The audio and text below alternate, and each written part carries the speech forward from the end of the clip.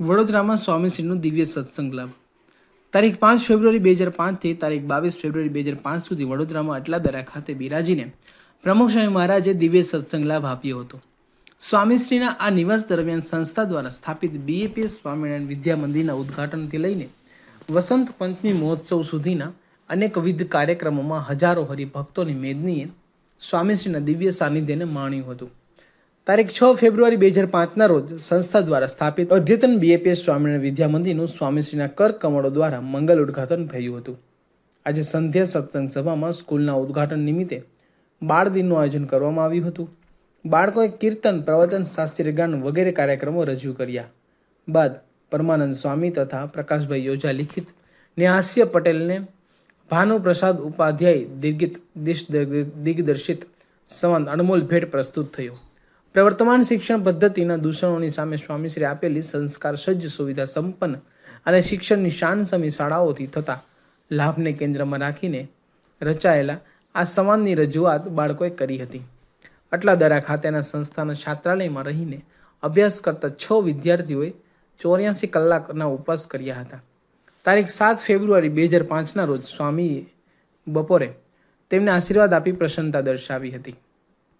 આજથી સંધ્યા સત્સંગ સભામાં વિવેક સાગર સ્વામીએ પારાયણ આરંભીને ભગવાન શ્રી સ્વામિનારાયણના સર્વોતારીપણાના લક્ષણોની વિશદ છણાવટ શરૂ કરી હતી. કૃષ્ણપ્રિય સ્વામીના કીર્તન ગાન બાદ સ્વામીશ્રી આશીર્વાદ આપતા જણાવ્યું કે જે માણસોના પરિવર્તન થયા છે એ હેતથી થાય છે. એવું હેત આપણને ભગવાન અને સંતમાં થઈ જાય તો આપણે ફાંફા મારવાના રહેતા નથી. બધે કલ્યાણ ગોતવાનું ક્યાં છે? એને વિશે હેત કરવું એટલે એમાં સર્વ પ્રકારે નિર્દોષ ભાવ. એ મનુષ્ય જેવા છે પણ એમાં કોઈ દોષ નથી. આપણે જેવી કરીએ છીએ એવી જ ક્રિયાઓ હોય, પણ અજ્ઞાન હોય તો મનુષ્ય ભાવ આવે, માંદા થાય, કોઈને વઢે ધકે પણ ખરા. મનુષ્ય ભાવ દેખાડે પણ આપણે મનુષ્ય એટલે એવું દેખાય. આપણે જેમ જ બધું કરે છે, શું નવું કરે છે, પણ એમાં શક્તિ છે. તો આજે લાખો કરોડો લોકો રામ, કૃષ્ણ, સ્વામિનારાયણ ભગવાનનું ભજન કરે છે. એમાં મારું, તારું, દોષ, પ્રપંચ, માયા નથી. દરેક માટે એમને પ્રેમ છે. બધાનું શ્રેય થાય એ જ વિચાર છે. એમાં કોઈ પણ જાતનો દોષ છે જ નહીં. એ દિવ્ય જ છે. એમાં મનુષ્ય ભાવ હોય ને એવા ભાવથી ભક્તિ કરીએ તો રાજી થઈ જાય. ભગવાનના હેત એટલે જ્ઞાને સહિત જ્ઞાને કરી ભક્તિ કરવાની છે. આત્મા પરમાત્માનું જ્ઞાન થાય એ હેત થયું, એ પાકું હેત થયું. દેહ ભાવથી હેત કરો તો પછી માયક ભાવ આવશે. એ દિવ્ય દિવ્ય દિવ્ય, કોઈ ત્યાગ ભાગ નથી. તારીખ 8 ફેબ્રુઆરી 2005ના રોજ પ્રાતઃ પૂજન વડોદરાના જ અગાધ કોકાણીએ શાસ્ત્રીય સંગીતનું ગાન કર્યું. સંધ્યા સત્સંગ સભામાં વિવેક સાગર સ્વામીની પારાયણ બાદ સ્વામીશ્રીએ જીવનમાં આધ્યાત્મિકતાને પ્રથમ ક્રમે મૂકવાની પ્રેરણા આપી. 9 ફેબ્રુઆરી 2005ના રોજ પ્રાતઃ પૂજામાં શહેરના જાણીતા વાદક દત્તાત્રેય ભોંસલે, શ્યામકુમાર ભોંસલે, બાલચંદ્ર જગતાપની તબલા સંગત સાથે શહેનાઈ અને સંતોની જુગલબંધી રજૂ કરી હતી. સંધ્યા સત્સંગ સભામાં વિવેક સાગર સ્વામીની પારાયણ પછી ત્યાગવત્સલ સ્વામી લિખિત સંવાદ શીર સાથે પ્રસ્તુત કરવામાં આવ્યો. મંદિરના ચાલી રહેલા વિકાસ કાર્યમાં અત્યારે ગુરુ પરંપરાની દેરીઓ તૈયાર થઈ રહી છે. તારીખ 10 ફેબ્રુઆરી 2005ના રોજ શાસ્ત્રી મહારાજની દેરીના દ્વાર શાખનું સ્વામીશ્રીએ વેદોક્ત વિધિપૂર્વક પૂજન કર્યું. દ્વાર શાખના મુખ્ય યજમાન મનીષભાઈ ઠક્કરના હાથે શ્રીફળ વધેરવામાં આવ્યું. ત્યારબાદ યોગીજી મહારાજની દેરીમાં બેઠેલા કારીગરોને પણ પુષ્પવૃષ્ટિથી અભિવ્યક્ત કરીને આશીર્વાદ આપ્યા.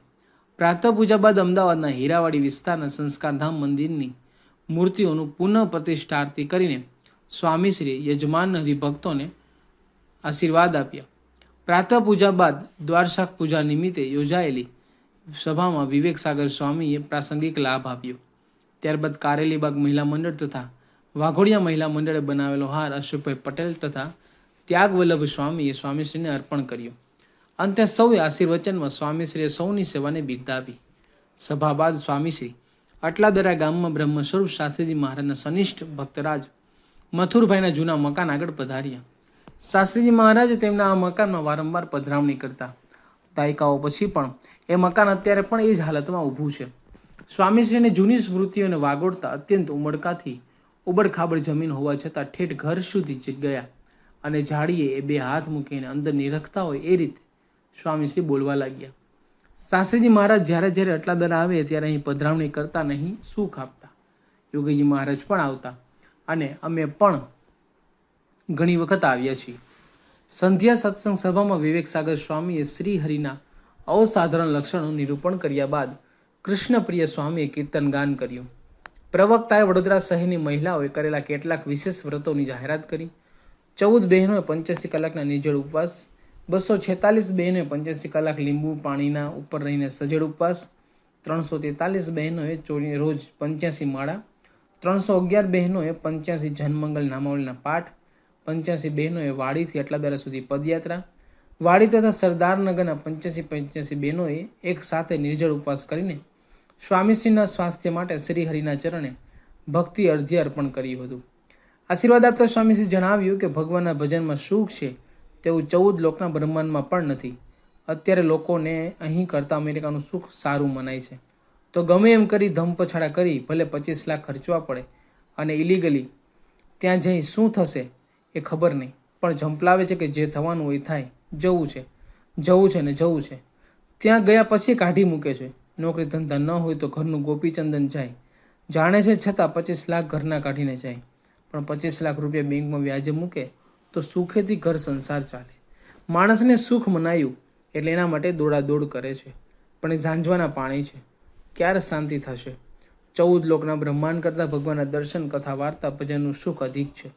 એ જીવમાં દ્રઢ થાય તો બધો દોટ મટી જાય. આપણે દોડીએ છીએ, પણ જ્ઞાન થશે ત્યારે શાંતિ. ભગવાનમાં બધું સુખ આવી ગયું. ભગવાનની કથા સાંભળવી એમાં સુખ છે, એ જ્ઞાન સમજવાનું છે. મહિમા સમજાય તો ભેટમ ભેટા ને ન સમજાય તો છેટમ છેટા. જય સ્વામિનારાયણ. રાત્રિ ભોજન દરમિયાન દક્ષિણ ભારતમાં સંસ્થા દ્વારા થયેલ સુનામી રાહત સેવામાં પરત આવેલા ધર્મસાગર સ્વામી અને ધ્યાનિષ્ઠ સ્વામીએ સુનામી રાહતની કેટલીક સ્લાઇડ અને વિડીયો દેખાડી માહિતી આપી હતી.